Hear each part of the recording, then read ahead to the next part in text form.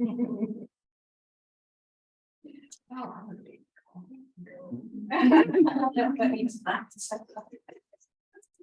if it goes really badly and you don't want us to use it, let us know. I guess.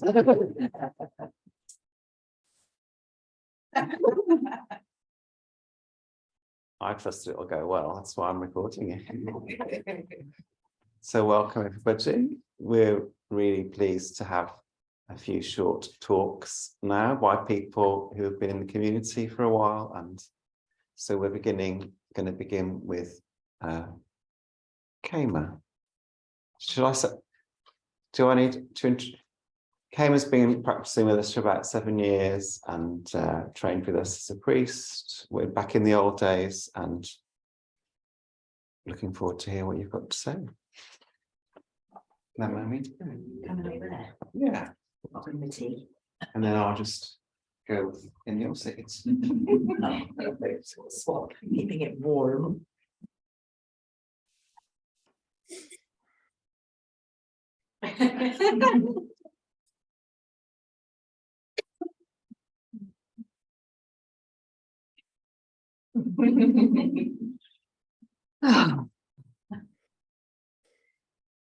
Morning. We've just discovered that I'm not the only one that started thinking about this on Thursday evening. So happy Bodhi day. Waking up, awakening. I'm going to read from my phone because my printer wouldn't work. It wouldn't wake. Yeah, hopefully that. Okay, so I don't get lost. Otherwise, I might ramble on. We'll still be here half an hour later. So, what I've put on wait. So, longing for awakening can be a place of sadness or suffering for some, and perhaps such unhappiness might account for people who perhaps once practiced the Buddhist path that might give up or drift away. But thankfully,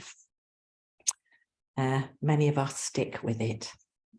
And we believe in that possibility of awakening.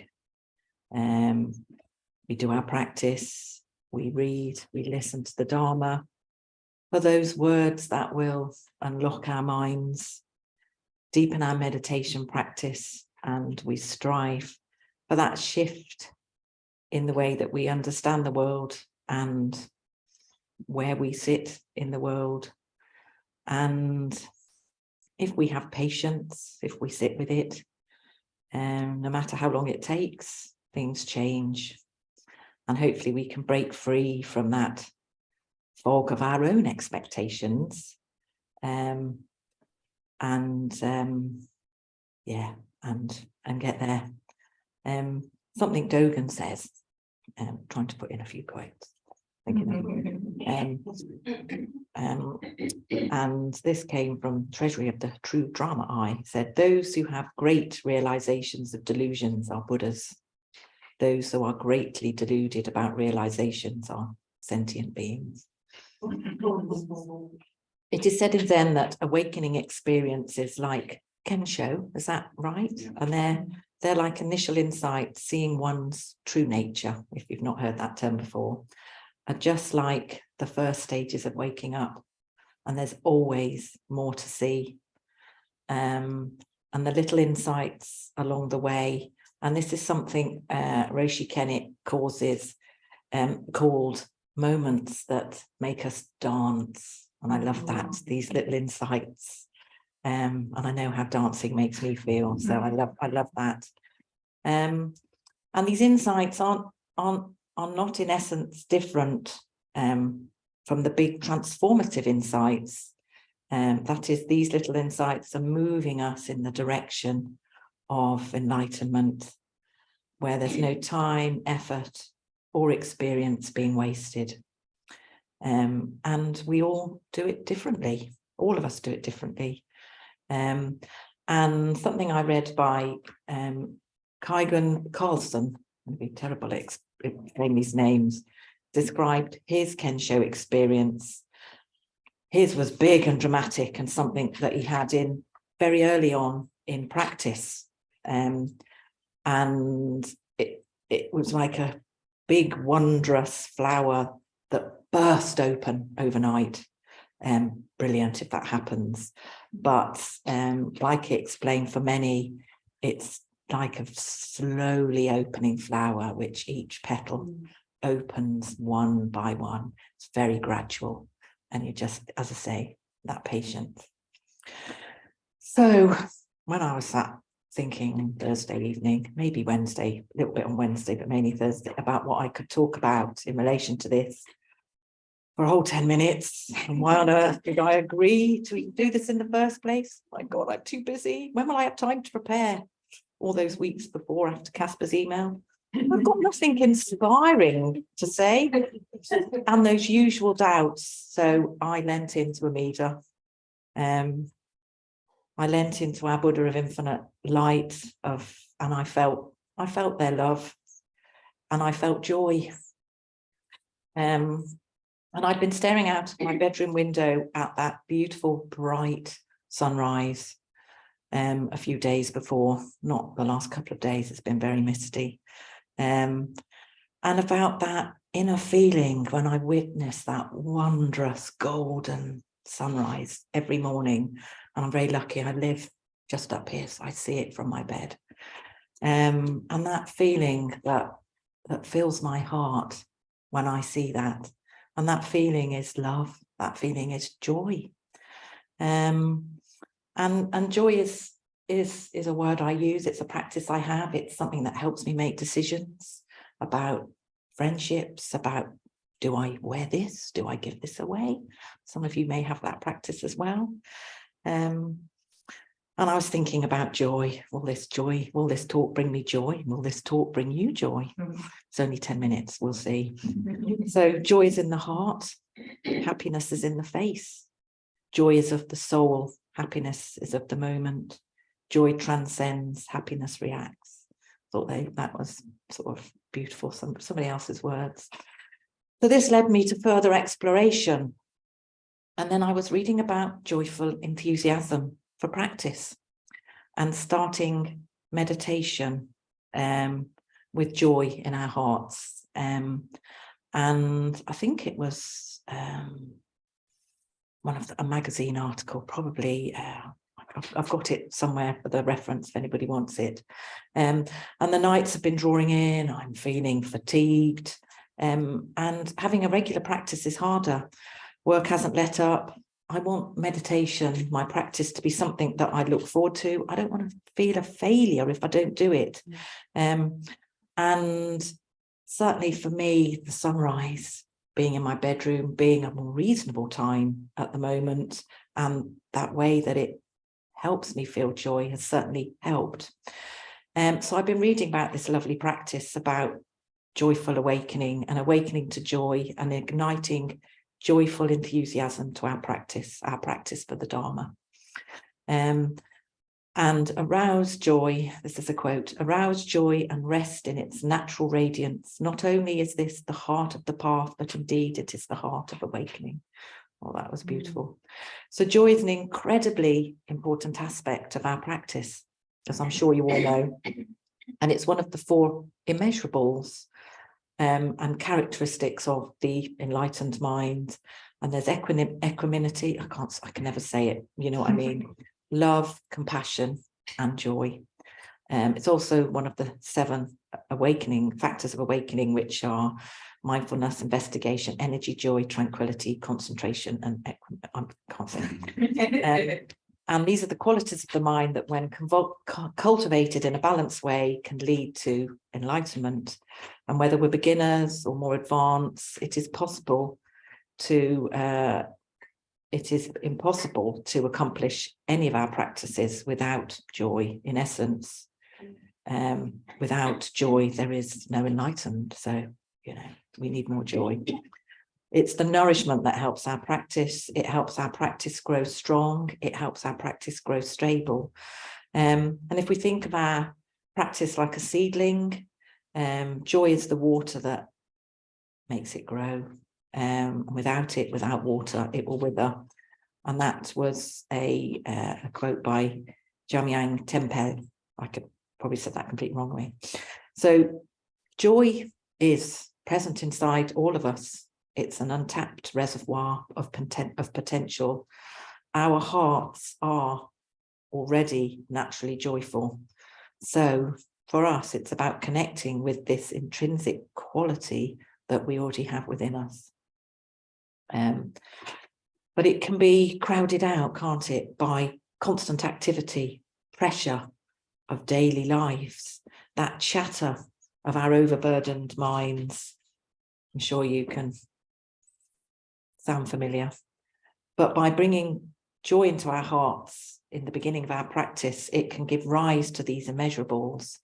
And joy is actually the easiest one really to grasp. So it's a good one to start with.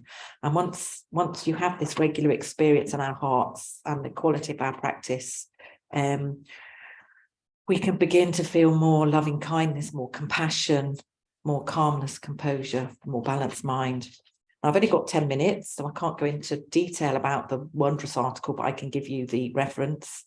But the path of joy begins by choosing an object, by choosing something that brings us simple and complicated joy, a flower, a bird. For me, it's that sunrise. And we place our awareness and we calmly observe it. We want to rest the mind on that object that touches our heart, and we feel it in a relaxed and carefree way. And by connecting with something external that brings us joy, then our inner joy will shine through. We simply rest our awareness on it without clinging to it, without grasping at it with our minds, and just sit and rest the mind at ease on the object in the present moment. It's an exercise in allowing joy to begin to resonate with our being naturally, so that when we sit and meditate, our hearts will be open and be receptive to whatever arises. We're not trying to force it, we're not trying to fake it, but rather we're allowing this joy to effortlessly rise in its own time and in its own way. It might sound a bit intellectual, a bit mind-based, but actually when we sit and meditate like this way and with this practice, our hearts will be more receptive to what arises. Over time, this practice will be felt in our heart.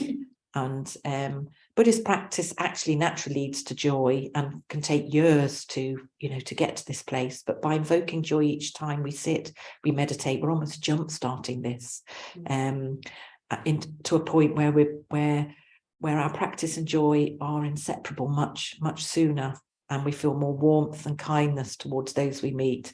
We're more capable of dealing with difficulties and resilience, composure and acceptance.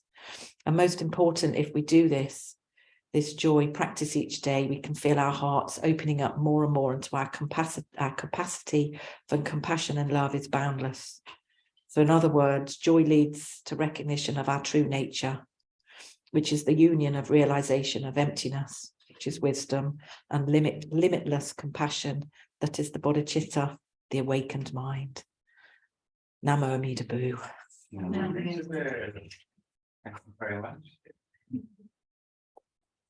Thank you to all the articles that I've read that supported that. Yeah, and hopefully we'll get lots of opportunities to practice joy today. Yes. On the walk, in the kirtan, lots of external things to joyfully give our attention to. So I'll invite Angie up next. Angie's been living here for about a year now, practicing with us, and before then was studying with Caroline and Enrique, and lots of other experience as well. Over to you. Thanks. Oh, thank you for really opening the floor with such a beautiful and joyful and inspiring talk, Khema. I really appreciate that. And happy Bodhi Day, everybody. Yeah, so I thought for this talk that I would play with the metaphor of waking and sleeping. Keep it nice and simple. So obviously with sleeping being the way in which I can go through life and not see and not be aware, and waking up being obviously awakening. So there are definite limitations to this metaphor, in that if I die in the night, then I'm not going to wake up in the morning. And if I die during the day, then the morning will come and I won't be alive to wake up for it. Yeah. But the good thing about the real deal is that there's no exceptions and there's no limitations. And yeah, it goes well beyond the metaphor. Okay, so I thought, what are the conditions for waking up in the morning? What are the conditions for me waking up in the morning? So if I wake up naturally, which quite often I do, it's because the cycles within me have come to a natural point where I'm ready to wake up. Yeah, and that's not something I have any control over. Yeah, I can influence it, like if I can go to bed at certain times and, you know, have a bedtime routine which is supportive to good quality sleep or whatever, but I can't really control when that natural sleep cycle is going to come to an end and I'm going to wake up. And if I'm worried about waking up or worried about falling asleep, then both of those are harder to do. Yeah. And if I'm woken up by an alarm, it's similar to what Khema was saying, when we might have a really big experience that just cuts through and wakes us up. But I find if I'm not already to the point where my being is ready to wake up, even after an alarm, I can fall back to sleep again. Okay, so I might have this amazing event, it might cut through and I might have all these realizations, but then, you know, if I'm not really at that point, I can drift back into sleeping again. And I go through this cycle of falling asleep and waking up many times in a like really literal way, and in a subtler way, I go through many different states of consciousness within one single day, and my brain waves move through different frequencies. And sometimes in the more relaxed states of consciousness, I'm actually closer in a way to a spiritual awakening. I become more aware. I wake up to other aspects. So those are the conditions for me, literally waking up. So what are the conditions for me falling asleep, which is also a condition for me waking up, because if I'm not asleep, then I can't wake up. Yeah. So to fall asleep, I need to settle into my experience. I need to let go. I need to surrender. My mind, body, and all the systems within it need to quieten down to the point where I can drift into sleep. Again, unless I've taken a downer, that's not something that I can force to happen. Yeah, it has to happen naturally. And as I said before, the more worried I am about waking up in the morning or falling asleep, the harder it is to get to sleep. So the more stressed I am, the more tense I am, the harder it is for me to move naturally through that cycle.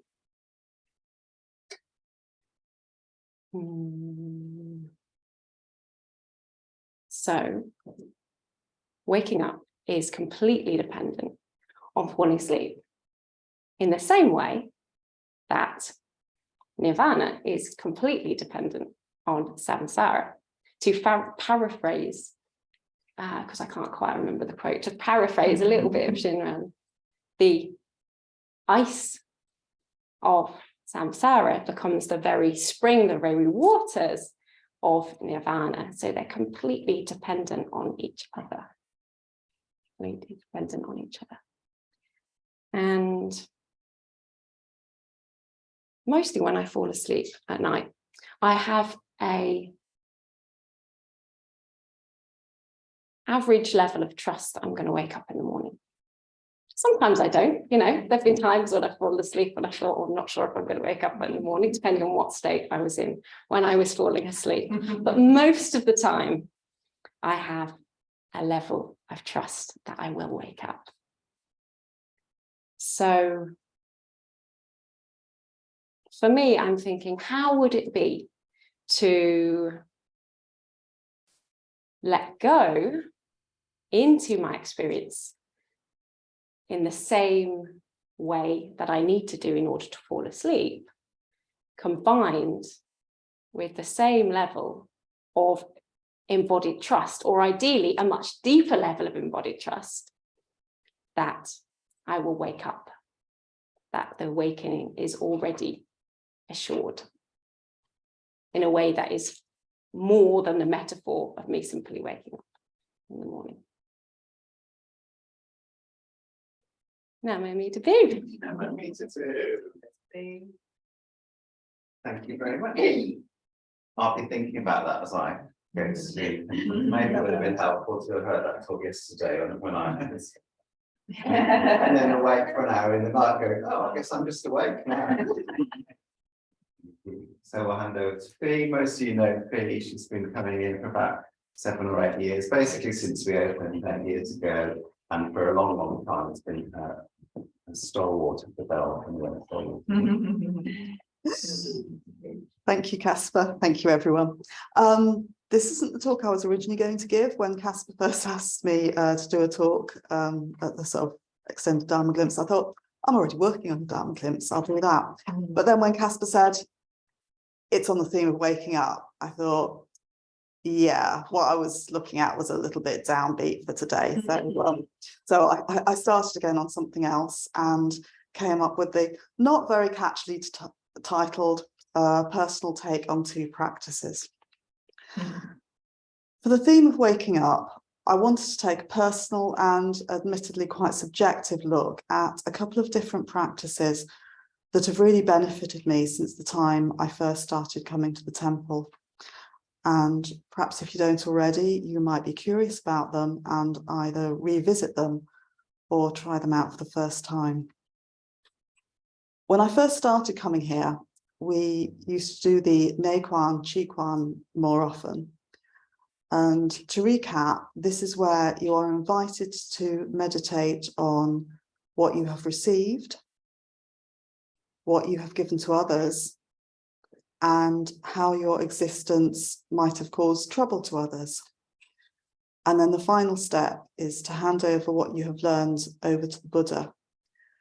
And you can consider the period of the previous 24 hours to consider these things, or much, much longer, like a lifetime. And I found this really quite powerful and important, and I got a lot out of it. I always find a lot of healing when I focus on being aware of the gratitude to people around me, and beyond that, to be aware of the wider things I have received from the universe, be it a warm day or a beautiful view or uplifting birdsong just when I needed it. Like this morning, we were walking around the garden, you know, the birdsong was there, and I thought, oh yeah, that chimes with what I'm going to say later. It's also very illuminating to focus on the balance between what I feel I have received and what I have given. Inevitably, I feel in debt. But for me, the most revealing step was considering the trouble my existence and my actions had caused to others. And often there will be an inevitability to this friction, because suffering is an escapable part of our existence after all. On a trivial level, I might cause trouble to my colleagues by mithering them for the 5th time for some data that I need for a report when they have other priorities for their time. And while I do need this from them, by being aware of the inconvenience I cause them in doing so, I can see things from a wider perspective, and I can develop more of a tenderness towards their annoyance with me rather than resenting it. On a serious level, it is part of our Bamboo nature to push back against the idea that we have caused problems to others, and it's useful to unpick that. It feels like this is a strategy to protect our ego, a denial that we are fallible. But what I learned from doing this is that the protective shell we put around ourselves can get in the way of moving forward. We can get stuck in resentment if we always push the blame onto other people for what happened in the past. And an honest reappraisal of our own shortcomings and what we contributed to past problems can actually be very liberating. That honesty might not be easy, but laying down the burden of resentment is worth upsetting the story that our ego has told us over the years. So for me, practicing this aspect of the Nequan helped me to come to terms with a burden of resentment from a failed relationship from a long time ago. In such circumstances, it's very easy for our egos to tell us the story that the other person was to blame for the failure. It was their abuse, controlling nature, etc., etc. And I carried that resentment with me for a long time, and it was poisoning myself. So finding this practice that helped me lay that down was actually very liberating, and it helped me move forward and interact with this particular individual in a much more healthy and positive way. I'm very thankful for that.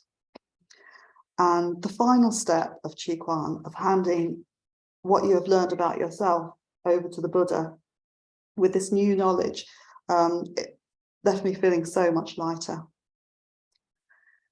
And the second practice I wanted to mention that I found very valuable is not one I received directly from the temple, but it was put before me, as these things often are, about a year ago when I was in great need of it. It was in a time of my life when I was in a lot of mental, emotional pain, and the Buddha clearly felt that an antidote should be put in my path. This took the form of a practice suggested by Khema Chodron. I always stumble over her name. Her history is a bit more complicated than this, but she's an American nun following the Tibetan tradition, who has many books and talks to her credit. And a couple of my Triratna friends are big fans of hers. And one of them happened to share an article on Facebook. And I wish I could go back and find the link, but I haven't managed to. But the practice itself is very simple. Over the course of a journey, in my case, my commute to and from work, you are invited to project good wishes towards anyone you see on the way. And I like to include all sentient beings in that, not just the humans I see, as I also see a lot of dogs being walked at that time in the morning, as well as the cows and the sheep on Castlemorton Common, although wishing them well seems a lot more poignant, as I know it's not going to end well for them. Sometimes I just say, look, I hope you all escape and end up in an animal sanctuary. But it is possible that spiritual practice can happen even in the course of your drive to work. I've been doing this for over a year and I haven't crashed the car yet. And you can play around with finding the best words that resonate for you. After a while, and this is obviously a little bit of a phrase of the day, I decided that the phrase I liked best was, I wish you joy today. It sounded good in my head, as well as being simple and sincere. And it also feels important to wish all these strangers joy equally without any form of judgment. Inevitably, there will be some passers-by that I feel more connected to than others, because if I see someone out for a run, they might get an extra joyful wish. But in the circles that I move in, I do sometimes find myself in the company of people who have become very cynical for various reasons about their fellow humans. Typically, that might take the form of hostility towards, for example, meat eaters or climate change deniers. And while I understand that reaction, I can also feel quite uncomfortable with it, as don't we wish that all beings will awaken, regardless of where they are right now. So it does not feel healthy to fall into the delusion of thinking in terms of us and them. So to play around with the freedom of sending all these people loving kindness equally, can feel like quite a liberating counterpoint to that. And what I love about this simple practice is that it takes us beyond the self and its preoccupations. It cracks open the shell that we live in and invites us to become more aware of our connections with others and experience a tenderness towards them. I don't honestly know if the people I wish joy upon have any idea that this is actually happening. I would like to think on some level that they do, or maybe they're just wondering why on earth that woman in this slightly grubby corset is smiling at them, because I actually find it impossible while projecting these thoughts not to smile. So in summary, I really value the experience that both these practices have given me. They help to open up cracks in the defenses that we've built around ourselves and reinforce our connections with other sentient beings, which I think is an important first step when we are thinking about the subject of awakening. Namo Amida Butsu.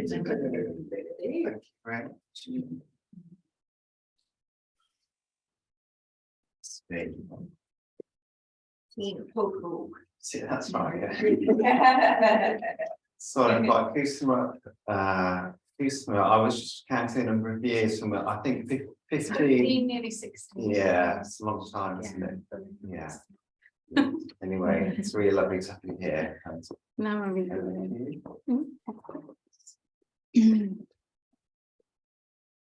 Morning, everyone. It's lovely that Kaspa has given us the 2 words of waking up, and there's like a little thread that's woven through the first 3. It's like we've all found these little parts of the path without even speaking. We haven't spoken to each other about what we're going to talk about, but we've all got these little moments and everything. So I've written about waking up to the middle way. There's a moment in our lives when our awakening begins. And for some, it can be the first few years of life. And for others, it can take decades. But some event will start this process of awakening and questioning. And when this opportunity arises, we don't always take it.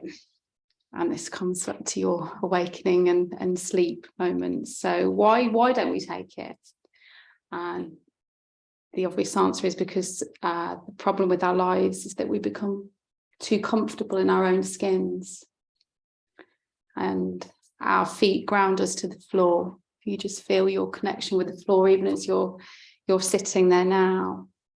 And from the moment we begin to walk, we start to feel the floor, and it feels as each step is secure and it's purposeful. And, our feet take us in the directions that our minds want to go in. And life generally stays like that for quite a long time, until some disaster strikes. And our bodies might physically fail us and cause us disease or impairment, or we might encounter some emotional suffering, such as the loss of a partner. And it doesn't really matter what that loss is.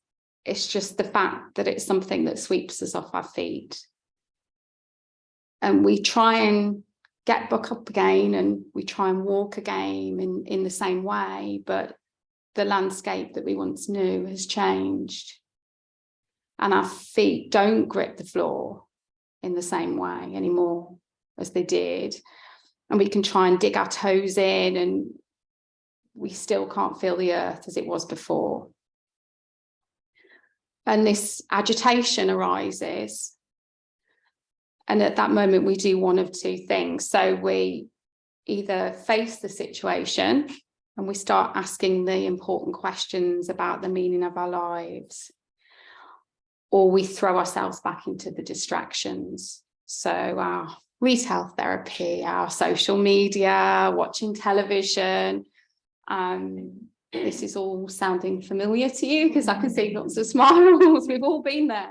This is, none of us are perfect to this one. So our reaction is not that dissimilar to the Buddha Siddhartha some 2,500 years ago. You know, he lived a comfortable life and he ticked along protected by his family in the walls of the palace. But despite that protection, there must have been one point where he started to feel some agitation. Something happened that made him start to question. And he knew something wasn't right. And, you know, and as we know from his story, he started to go out of the palace gates and saw different aspects of suffering, and, you know, his servants that went with him, or his aides, you know, tried to cover it all up and make excuses and try and distract him. But, you know, he couldn't do it. There was something about that experience of suffering that trickled into his consciousness to the point where, you know, this was no longer the walls of his home. He had to leave. He had to go and have this experience that he did. So, you know, the Buddha took his questions and went through some really extreme practices to the point of near starvation. And it was finding contemplation and meditation that eventually led to him being fully awake. And he developed his teachings of the Four Noble Truths and the Eightfold Path so that we could all wake up and be liberated. You know, he did all the hard work for us, you know, and we're really blessed. And today of all days, when we come together for Bodhi Day, is the day where we can be really thankful for that he gave us the opportunity to wake up if we choose to. And when we study the Four Noble Truths, we begin to understand about the ground beneath our feet, that it's never secure. You know, even though you feel this sturdiness below you, it is not there really. You know, our bodies aren't going to last us forever. You know, lovers leave, jobs finish, and we have to accept that impermanence is part of our life. And when we do that, that peace starts to come into our bodies and we start to feel calmer about the world. And if we acknowledge that it's not the suffering that's our problem, but our reaction to it, that's when we can start to heal. So if I share a personal example for a moment, both my twins were born with disabilities, and I felt immense suffering. And I tried to apportion blame on myself and on the medical profession because I'd lost my old life. At that point when I knew there was a problem, everything changed for me, and my feet, I realized, were not strong on the floor anymore. This was my big waking up, if you like. And I was mentally and physically scarred by a traumatic childbirth, and I was left caring for two very sick children. I lost my job, I lost my sense of self, and suddenly I was thrown into a life of a carer, and I was really angry and really scared. And I would say that it's taken me years to accept my life as it is now. But when I started to reflect on my life and properly absorb the teachings of the Four Noble Truths, I stopped focusing on what I didn't have, and instead started to appreciate the life that I did have. And, you know, it was in that moment that my suffering started to diminish. So the Four Noble Truths lead us to the Eightfold Path, and this is described as a path of action. And when we live our life on the path, we start to accept and appreciate life as we experience it here and now. And we learn to accept even the parts of ourselves that we don't like. And everyone's journey along the path is different.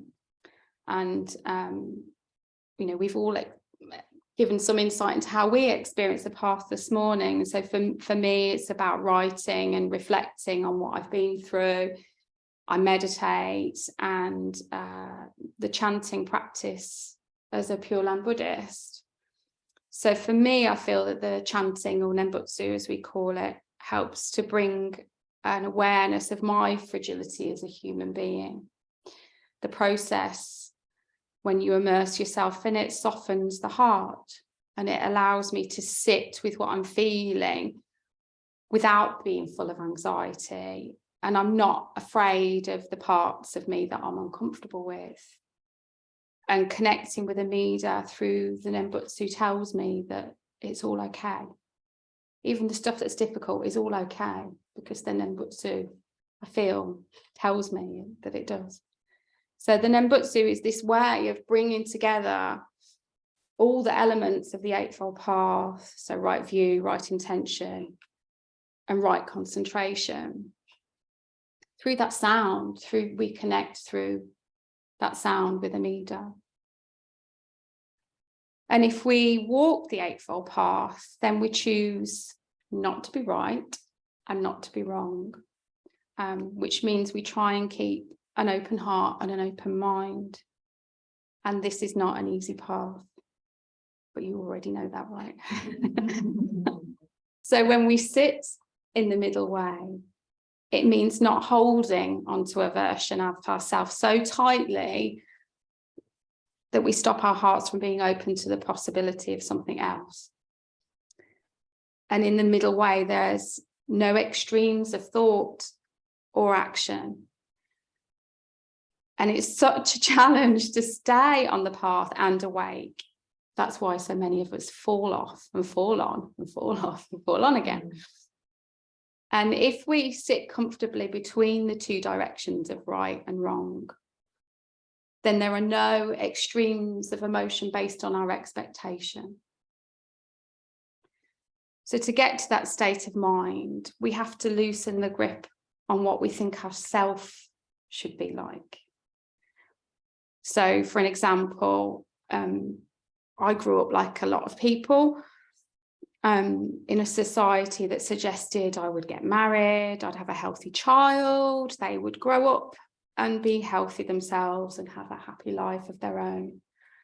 But those expectations that society maps out are not everyone's normal. And I think that if I had grown up in a society that showed an understanding and an empathy for other versions of family life, then perhaps it would have been less of a shock when my own life changed so traumatically. But sadly, we live in a society that for decades has hidden disability. We rarely integrate disabled children into mainstream schools. We provide limited job prospects for disabled adults. It's a list of divisive inequalities that are created in a society that just goes on and on, cycle. And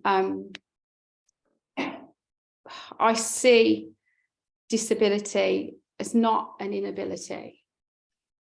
It's just a different way of living. And if we normalized disability and created equality, there'd be less suffering. And when we take a wrong view, we shut down any possibility of any change taking place. This is why I give this example. So when our society only peddles this one view of the world, which is largely neurotypical, ableist, then we have no chance to make it fairer for anyone. So the path allows us to reframe our world. It allows us to rise to the needs of others with empathy and compassion. And you can see by my own reaction that it is so easy to get caught up in the energy of right views and wrong views. We can stir up our egos if we're not too careful. But if we can hold on to the middle way and we can stay steady amongst all these difficulties that life presents us with, then we can have a wholesome, positive life. Okay. Now I'm off to boo. You're welcome.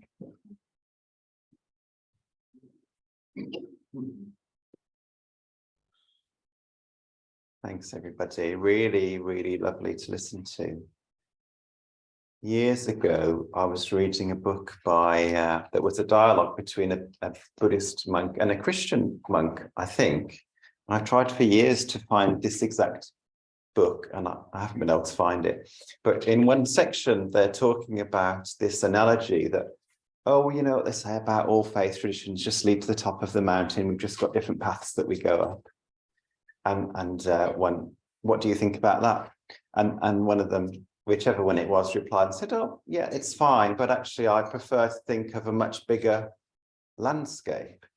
Here's a mountain, here's a forest, here's the coastline and the sea, here's the swampland. And that maybe different faith traditions teach us about different places in this landscape. And like on the theme of waking up, actually, we can wake up to lots of different things. There's lots of things that are true and important to be aware of. It's impossible to explore the whole landscape in one lifetime, unfortunately. But we have heard some different, from some different places in the landscape today, which I really appreciate.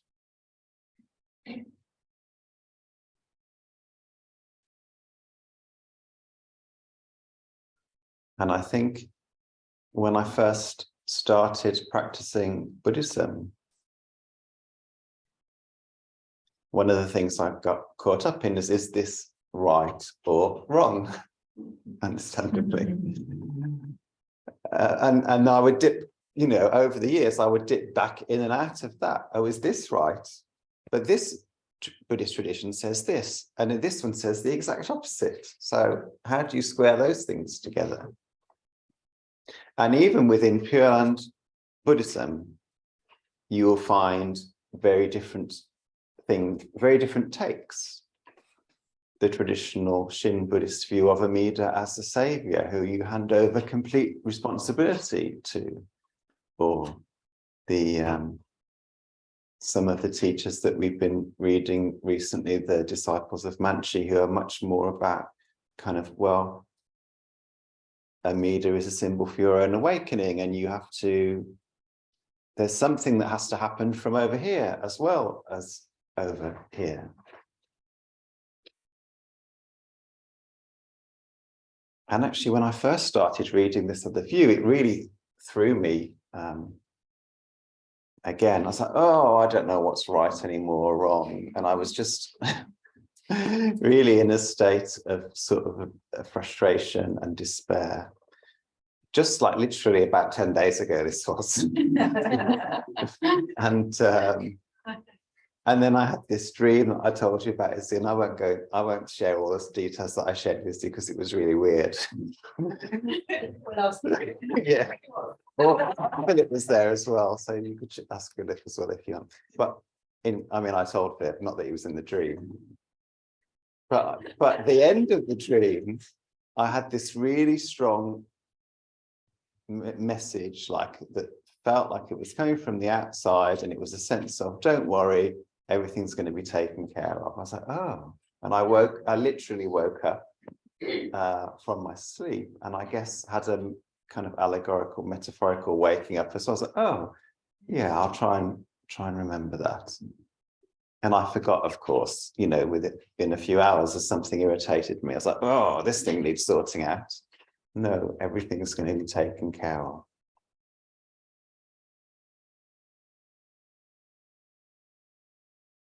And I think when I'm in a more relaxed place, rather than trying to think about what's right or wrong, or what's true and isn't true, is this teaching true? Is that teaching true? Is it like this? Is it like that?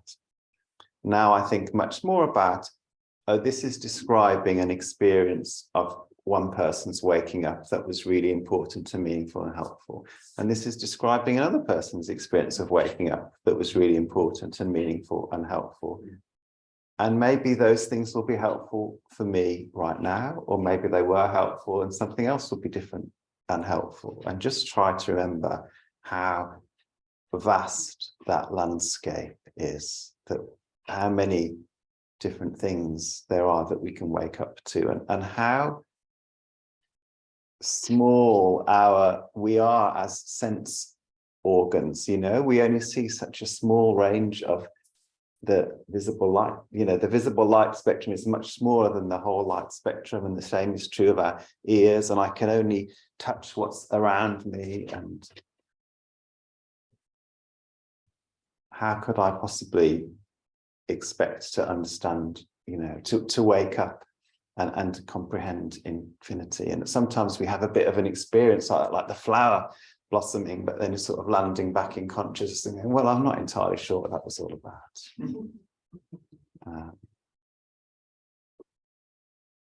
So I suppose this is an invitation to welcome all of these things, and if possible, to hold them lightly and try not to make the mistake that I make of trying to work out which one is true and which one isn't true, and just treat them all as different, meaningful experiences of waking up.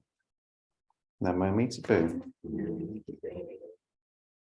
So we've got some time in small groups now.